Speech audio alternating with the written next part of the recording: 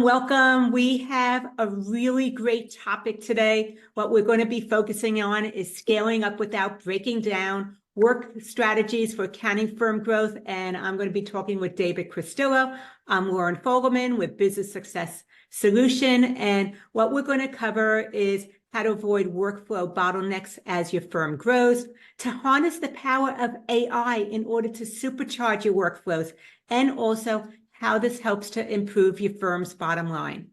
I definitely suggest you have something ready to take notes, paper, pencil, get up a new sheet on your computer, because David is going to generously share a lot. And then we're going to also be able to let you know how to connect with him as we wrap up. A little bit about David Christillo. He's the founder and CEO of Jetpack Workflow, which is an Inc. 5000 software company, and it's helped over 1,000 accounting firms. Basically, they make sure your client work does not fall through the cracks. There's no loose ends, there's no black holes that things get lost in. And in addition to that, he also is a great supporter of the accounting community. He has a podcast called Growing Your Firm, which spotlights best practices in the accounting industry and nearing 1 million downloads. And in addition to that, he's the co-author of Double Your Accounting Firm. So if you want to find out more about David Christillo and Jetpack Workflow, you can go to jetpackworkflow.com. Anyway, let's go ahead and just dive in. David, thank you so much for joining me today. Hey, it's a pleasure to be here. Love the community you're building and excited to dive in. Thank you. So before we get into that, how did you get into this direction of really creating workflows that help firm owners? Yeah, maybe it's a bit of an atypical story, but I'm really keen on this idea for anyone in business. And I was a aspiring business owner, aspiring entrepreneur, but I really didn't know exactly what to build. I kind of tinkered with some various businesses and projects, and I came across this concept, and it's certainly applicable in technology where go out and find a painful problem and go build a solution for those painful problems. And so I thought, well, I can't, I have problems, don't get me wrong, but I don't know if they're universal. Instead of being so inward focused, why don't I become outward focused? Why don't I look for an industry that I feel is important yet neglected? And to me, that was accounting. And there were accountants everywhere, and there were accounting firms everywhere. I drive around and I would see them, and I started reaching out to them, emailing them, calling them, learning about what it's like to build, run, or scale an accounting firm. And I saw a lot of issues around process management, checklist management, project management. And it sounds very simple on the surface, but there's a lot of complexity in firms that have so many tasks, so many due dates, so many team members. I mean, even at 5 or 6 team members, you're talking about thousands and thousands of deadlines every year.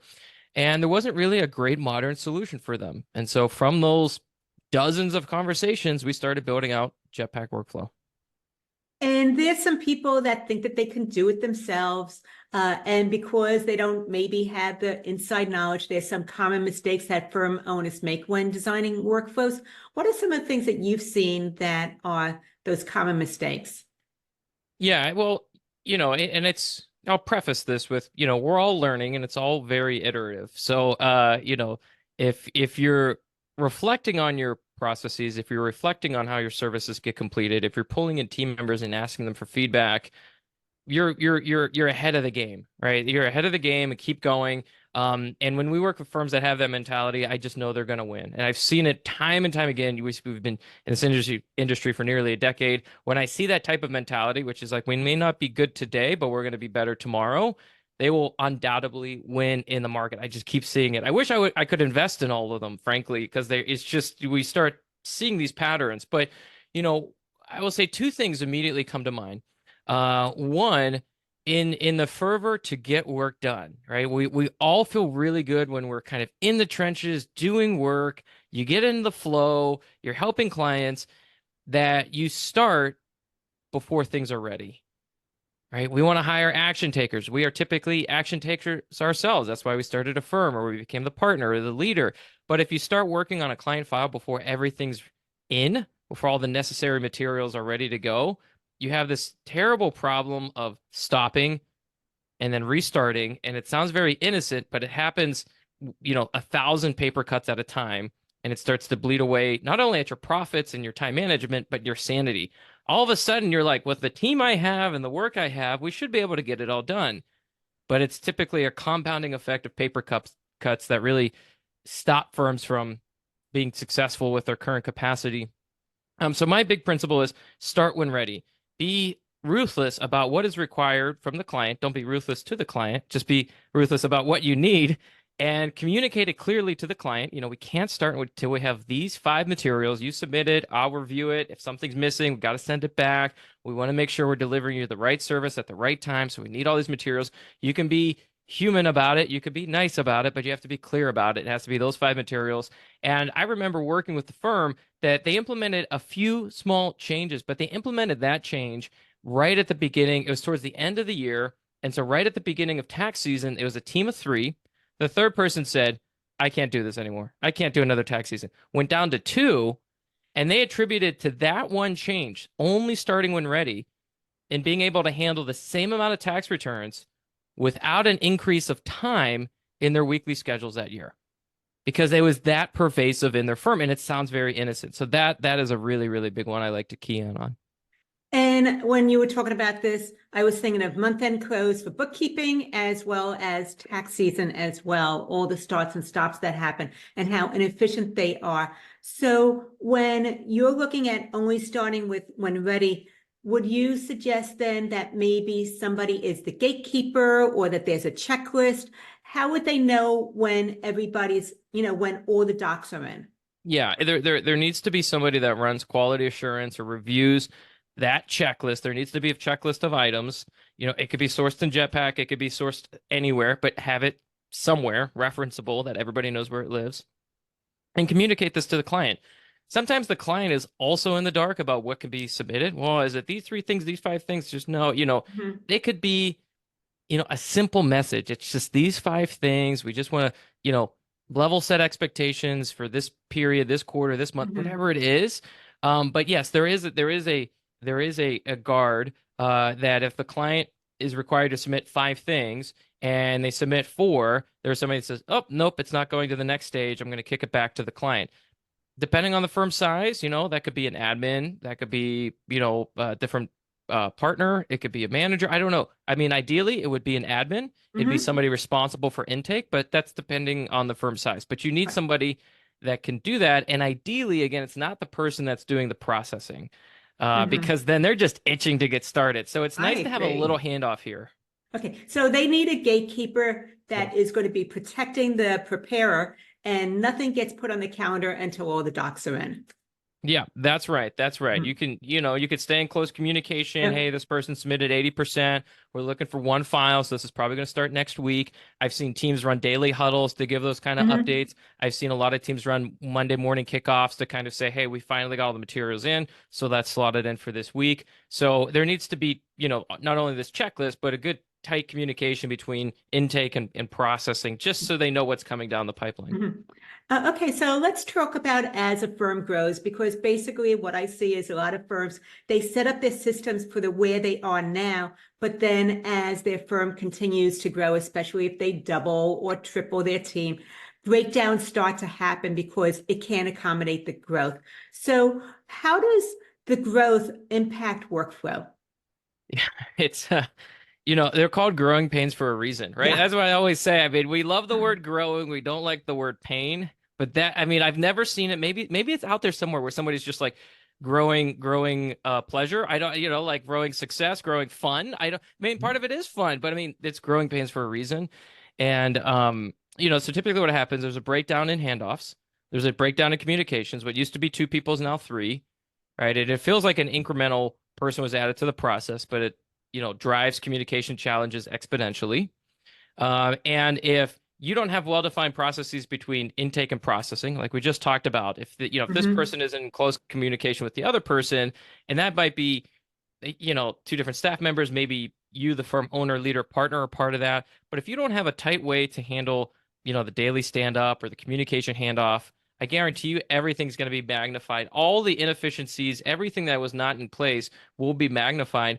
And it's not like you need to be perfect from day one, but you have to realize that as you add more people, there needs to be more communication. This is, this is the dreaded overhead that we sometimes hear Mhm. about.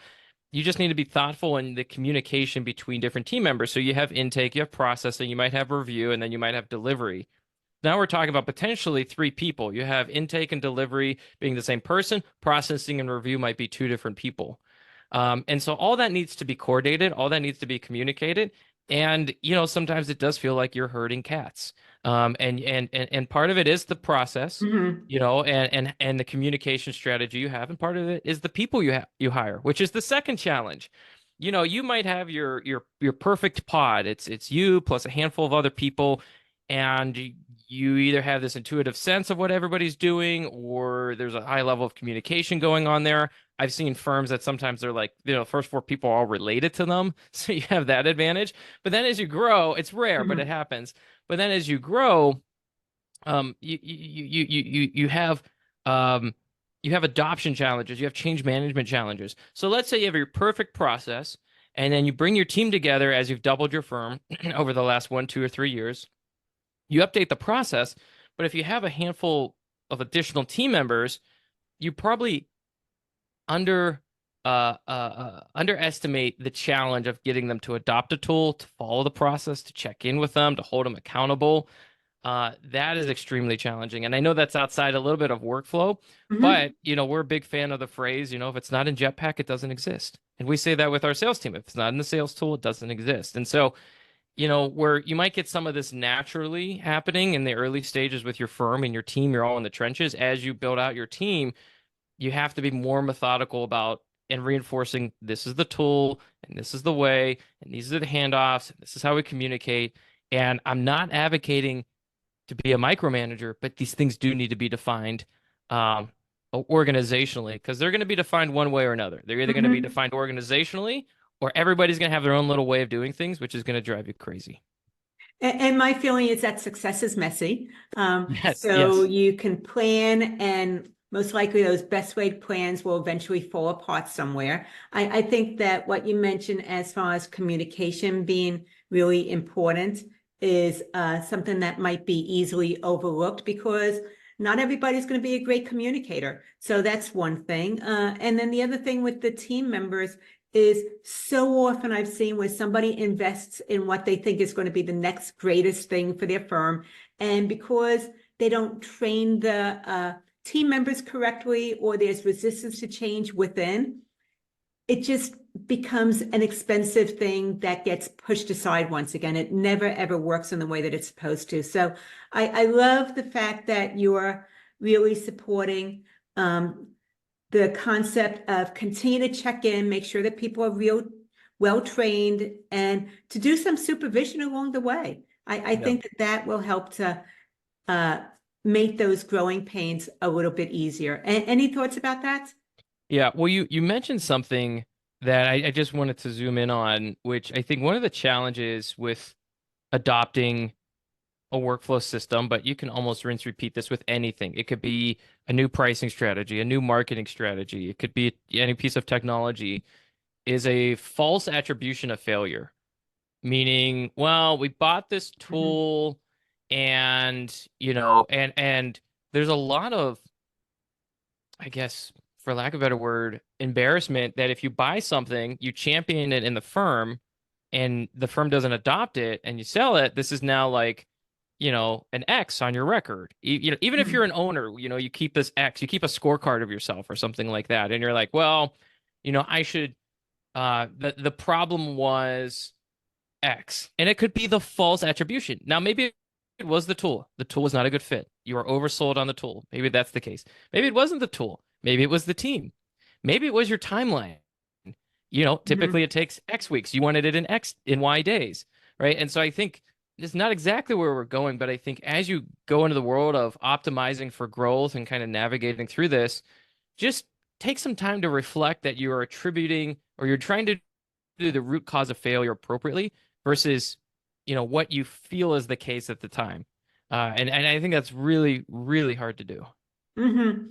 I, that goes into what I see as the athlete's mindset, is that even if they don't have the numbers that they were aiming for, there's so many things that they did right along the way and they need to figure out what is that one thing where the bottleneck was, where they couldn't, where there's room for improvement, and really focus on that in order to maybe get a better outcome next time. So I love this Yep. concept of false attribution of failure. And instead of just putting something away and saying it didn't work, really do like a 360 review to figure out maybe where the hiccup was in order to be able to make some adjustments so you can get a better result. Yeah. I And mean, literally, if you're writing these things down, I find that writing is a good mirror. So if you are experiencing a lot of frustration or pain around something, right? You didn't get this billing strategy, right? You have clients that are mhm, upset, right? It's probably not because you shouldn't go to fixed fee. It might be because of the actual price point, how you wrote it out, the value you're delivering to clients. You know, the listener, the viewer knows the right answer, but you need to sit with it. And I find writing it down and running through your logic and letting it marinate for 1 to 3 mhm, days, it will start to surface better thinking of what you need to do to adjust or tweak. It's the equivalent. Like, you mentioned an athlete. Athletes have the benefit of like, they're filmed all the time. They're like, wow, I was trying to hit, a home mhm, run. I didn't hit a home run. Let's go to the tapes. Let's look at, how I'm twisting or turning. Let's look at my jump shot. Let's look at my whatever it is. Well, we don't have game tapes. So the closest we have to game tapes typically is writing it down and reflecting and trying to sit with it. So I think it's really important. I love the example of the athlete. mhm. And I want to shift to what I see as a hot topic, which is AI. What do you see as far as the impact of AI on accounting workflows? Yeah, well, I think the whole industry is going away, Lauren. No, I'm just kidding. The this is Never. I could tell you, when we first launched the absolute first, we call it minimal viable product, the MVP of Jetpack Workflow. This was 2014. And people were like, "Are you nuts? Accounting's going away. Don't you know? There's machine learning and there's these algorithms and everything's gonna like accounting's gonna go away. They're always on the top list. Accountants are gonna go away. Mhm, Um, we're still here and we're still needed more than ever. We went through COVID. I mean, my goodness, we're needed more than ever. So mhm, is there a place for technology? Is it going to impact the profession? I think the case is clear. It's yes. It will have an absolute impact. I think it will make us more efficient. I think, and rightly or wrongly, we'll see where this comparison goes. But like the spreadsheet had a pretty big impact on the, profession. And it was very positive, right? And it took somebody who, you know, was not using a spreadsheet and made them look wildly inefficient to people who knew how to use a spreadsheet, right? And I think in a large quantity of cases, over the next X years, right? I'm not gonna throw out a number because nobody knows. Let's be honest, nobody mhm, knows. It is going fast, but nobody knows. It's going to be a massive amplifier of efficiency and productivity when it catches up to a lot of the accounting functions.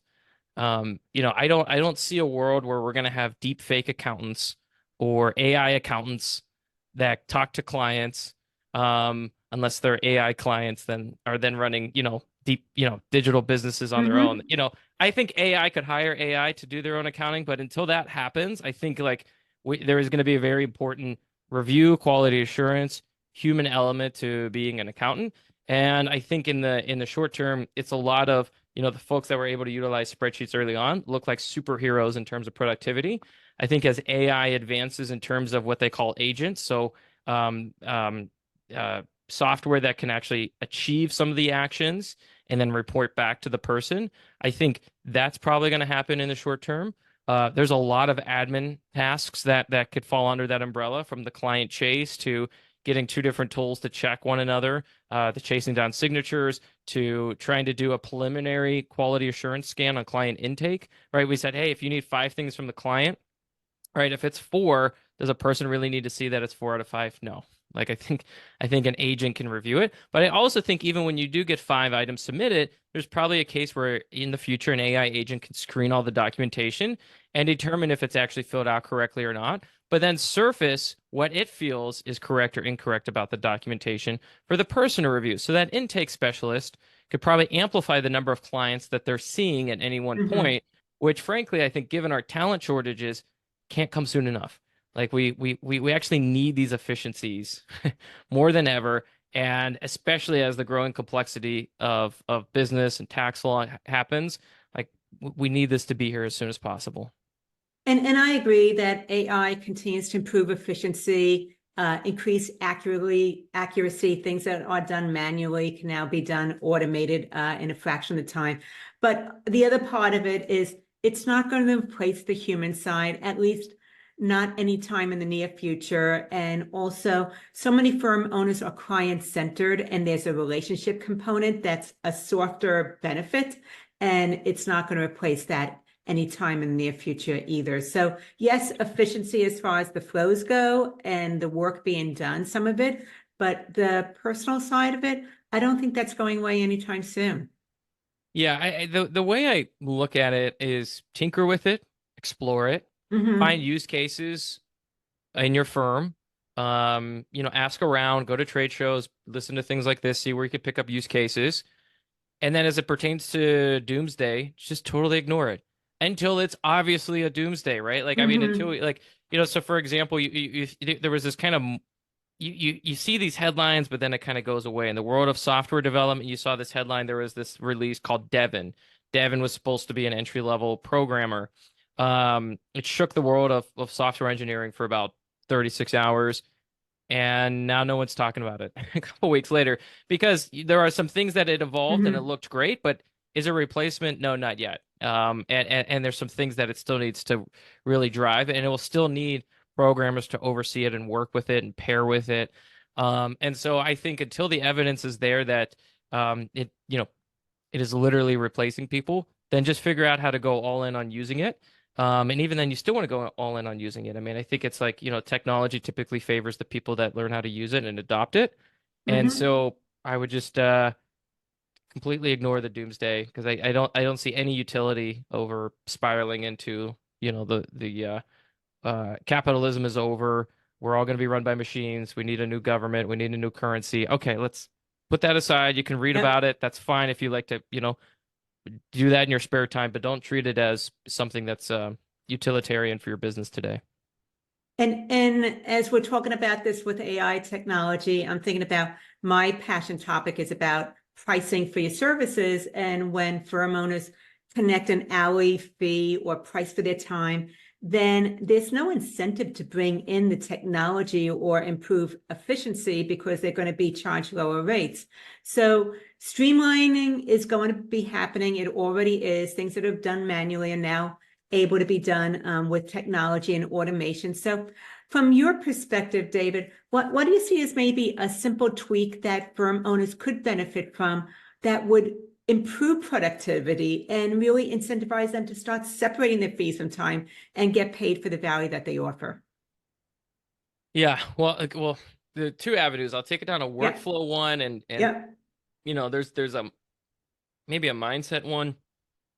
I'm curious to get your thoughts on it. I think from a mindset perspective, I think when people try to separate or have a departure from hourly billing to fixed fee, which is a side note, we're so worried about AI sometimes that, so much of the market is still doing hourly billing. Some of these things that feel Hmm. antiquated for decades still have a Hmm. foothold in the industry. So I mean, change happens both a lot faster and a lot slower than we think. But the folks that are resistant to moving from hourly to fixed, I think it's typically because they kind of go in this spiral loop where they think like, oh, my clients are going to leave me if I force them to kind of flip over to this fixed fee, and that's not what they're used to. And what we've seen a lot in our podcast is people just do it for net new clients.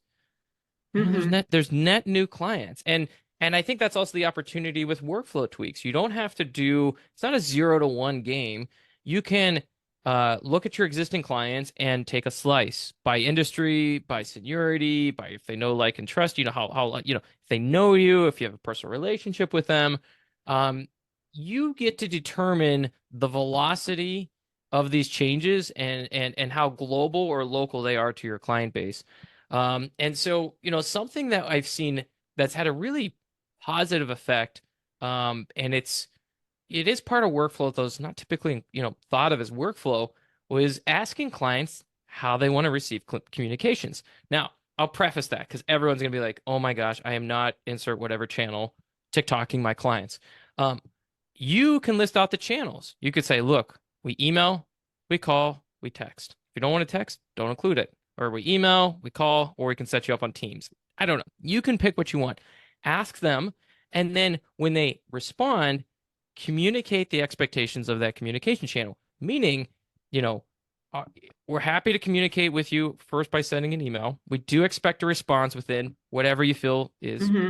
reasonable. One business day, 3 business days, 2 business days, whatever, right? You will have to communicate again that expectation, but at least you have set the standard, and again, happy to text you. All we ask is, 1 business day, 24 hours response. If we text you, just confirming you got the information from us, just confirming you got the question, whatever it may be. And in turn, we promise to do the same, right? By doing this, now you can explain the why. By doing this, we can ensure that you have accurate, timely, high quality books done on time every time, or taxes, or benchmarking reports, or your cash flow reports, or your CFO report, whatever it may be. Tie it to the why you're doing this. But then what happens is you're going through your service, you hit a bottleneck. That bottleneck is commonly called the client. The client has a question. The client has an issue. The client didn't submit something. You thought you got everything, but then all of a sudden they told you, I don't know. Oh yeah, oh by the way, I'm now a partner in this other LLC or whatever. Oh, we have 2 bank accounts now. Hmm. Right, and they need to send bank statements from both. Okay, whatever. Um, have on file how your client wants to be communicated with. So if you hit that issue, or when you hit that issue, because everybody hits that issue, is this a text? Is this a call? Is this an email? And that can just be referenced in your client file, in your workflow, right? And I'm not saying this is a magic bullet, right? But it gets you there because you set the expectation, and then you're at least aligning with how they want to be communicated with. And I tell you, if your client wants a phone call and you've been emailing them, you start phone calling them, they're going to stick with you. It's small, Hmm. but they appreciate the difference, Hmm. and they know, like, well, I like David. Why? He always picks up the phone. He just gives me a call. Why do I give you a call? Because I asked you how you want to be communicated Right. with, right? So you can embed the communication preferences into the workflow, because you will. I mean, I'm preaching to the choir, but you're going to hit something that you need to, reach out to the client Hmm. and get information from. And I think that one of the things that you're really hitting on, whether it's being able to grow 2 or 3 times, or even dealing with clients, is it comes down to communication is key, because there's the human factor that we're dealing with, and that it's not that the workflow is right or wrong necessarily. It's that there's going to be bottlenecks somewhere. There's always going to be something that has room for improvement. So be able to figure out a way to be able to speak with your team, speak with your clients to remove those bottlenecks. And as a result of that, you're going to be able to improve the efficiency. So is that part of what you've seen as well, David? Yeah, absolutely. And I think you want to be very clear, and you want to standardize, ideally, how to signal these bottlenecks. Hmm. So for example, there should be a way to tag or flag or update or add a label or something visually where your team can communicate up to you in a standardized way. Because if it's standardized, then you can report on it, right? So what's waiting on a client, what's falling behind, what's at risk.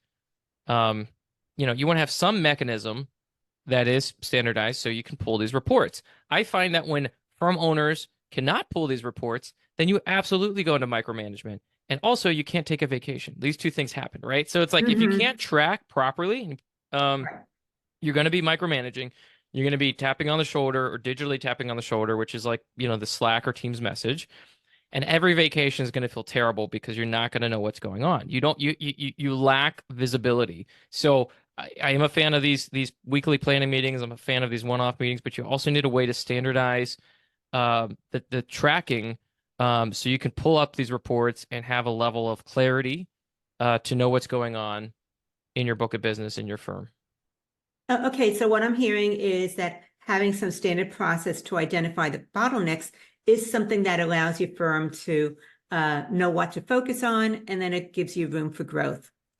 So one of the things that I also feel is that, okay, workflow for so many firm owners, especially if they're going from solo to having their first team member, which is going to double their team, Yeah, literally, yeah, it is that workflow in the beginning can be overwhelming, because up until now, everything has been in their head. And they think that they have to have it all written down and perfect before they can even bring on a team member or yeah. get something moving forward. So what's your thoughts as to how to get started if this is something that just feels like you just don't have the time to create workflows. You see the benefits, but how do you get started?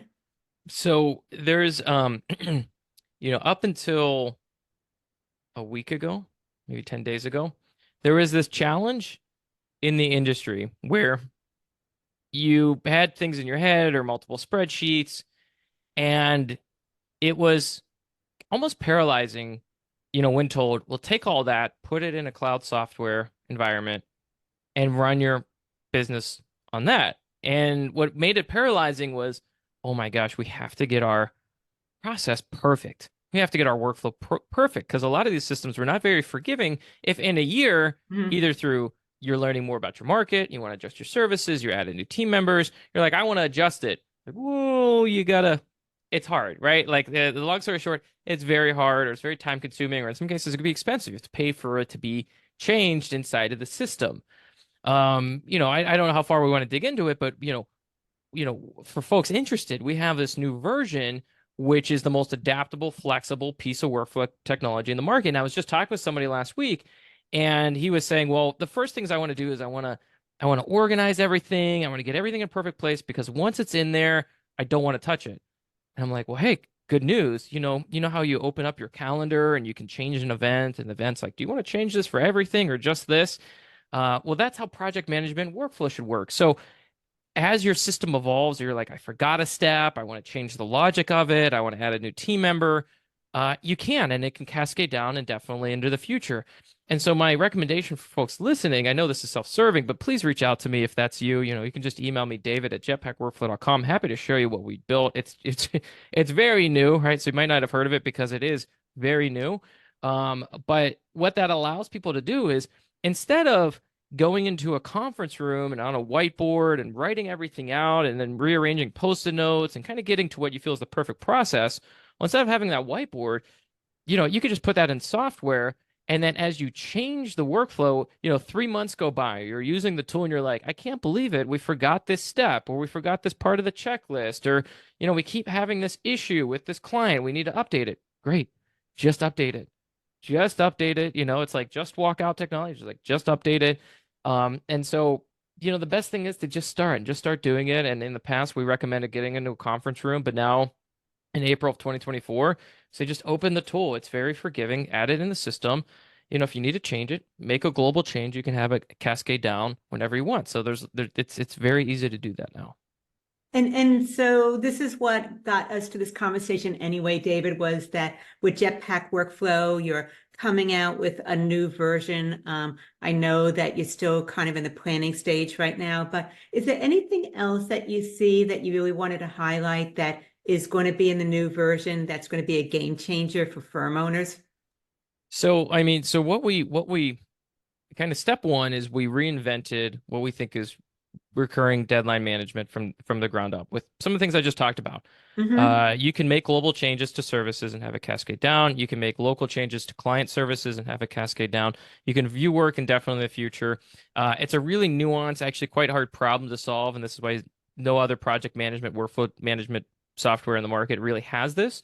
So that's really step one. Now step two is, well, what can we do to kind of utilize this framework to help you plan better? And how do we do this in a smart way? At the end of the day, we mentioned it earlier. It is hard because what's hard about this business is that it's a people business. It's a people business, and things are constantly Mm-hmm. changing. You have people, you have your team and your clients. I mean, it's people, people, people, people. I know we talk a lot about process, but we can't ignore the people. And things change.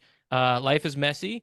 And how does the system either adapt to that very quickly, or how does the system surface things that you should be adapting to that you may not be aware of yet? So we're really looking at and leaning into places where we can be a little bit more predictive of where bottlenecks are coming up.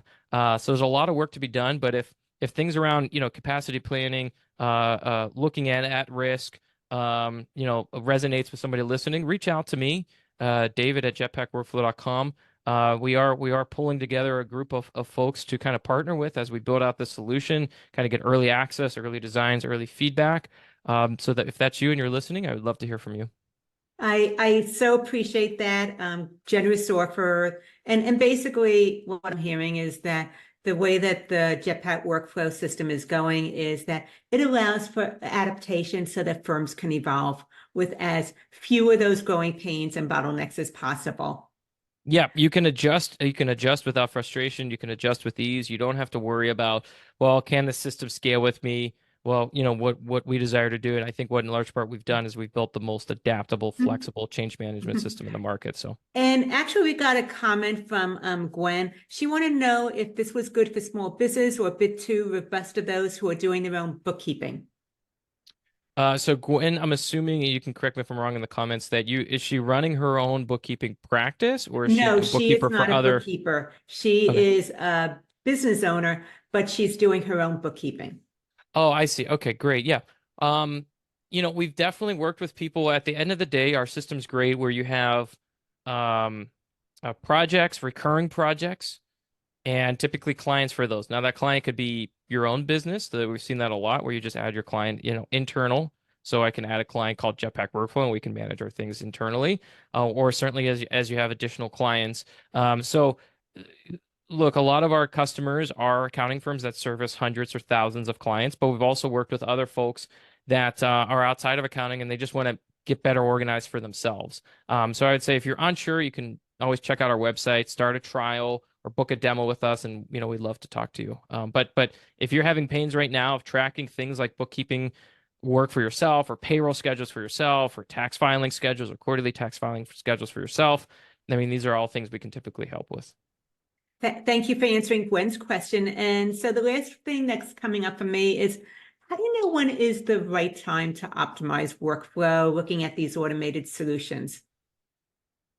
Yeah, there's two schools of thought, I suppose. I think there is I will call it the proactive fortune teller folks, or I'll call it the forecasting. And so I think if you've successfully forecasted your growth as a firm, and we've seen that time and time again where we say, they have a predictable sales pipeline with a predictable conversion, predictable onboarding, predictable retention.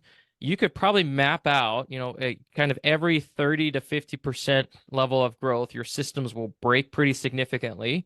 And so you can get Mhm. ahead of it in that way. And that's kind of one, thought.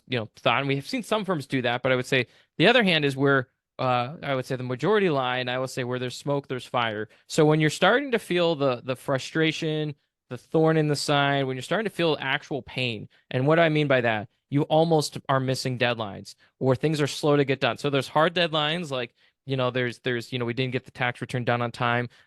We missed a payroll, or there's, kind of softer deadlines. We expected the books to be closed on the 10th. They're not getting closed until the 25th. What is going on? If you're starting to see these attributes, if you're starting to, feel frustration of team members keep coming to you with the same question or the same problem, it really should be documented in the system. But if you feel like you keep needing to repeat yourselves, or you need to keep putting out fires amongst your staff, all these things, again, where there's smoke, there's fire. If you're feeling this in any small way, I can almost guarantee it's going to start to feel really painful in the upcoming months if you don't start looking at it today. So if you're feeling any amount of pain around redundant staff questions, if you feel like you're hurting the cats, if you feel like you're about to miss deadlines, you've missed deadlines, I mean you need to start thinking about this today because unfortunately it will only get worse until you start putting a solution in place. Okay, so some red flags that I'm hearing are that maybe as a firm owner, you're the bottleneck because everything revolves around you still. And so it's keeping people from being able to follow through with their own jobs. You're missing some deadlines or starting to get really close to deadlines, and it's creating more stress than it needs to. And also the possibility that things are slow to get done. If any of those things are happening, then it's probably an indicator that you need an automated solution or a workflow and Yep, stop being the bottleneck in your own firm's progress and growth. absolutely. Well put. Okay, David, you've made some great points today. What we focused on is avoiding workflow bottlenecks as firms grow, harnessing the power of AI to supercharge the workflows, and improving your firm's bottom line. So if somebody wanted to connect with you, I know you shared it before, but once again, if they want to connect with you or Jetpack Workflow, what is the best way for them to do that? Yeah, we have a lot of resources at jetpackworkflow.com. It's where you can book a demo. It's where you can start a trial. We also have a number of resources in the footer. So maybe you're thinking, hey, I'm not ready for software, but I'm always trying to pick up best practices. In the footer of that website, we have 32 spreadsheet templates to kickstart your journey into standardizing your workflow. We have a copy of our digital book of our book, Double Your Accounting Firm. So jetpackworkflow.com is really a great place to look at all of our resources. And please connect with me, follow me on LinkedIn. So I think we got reconnected there. We've been posting a lot there. So we do these podcast interviews, and we're constantly trying to surface best practices on LinkedIn. So if you haven't already, please give me a follow, or please reach out and say you heard me on Lauren's show. Thank you so much, David, for the engaging conversation. I appreciate everybody that has joined us today and listened in. This is Lauren Fogelman with Business Success Solution, showing accounting firm owners how to double their income while working half the time.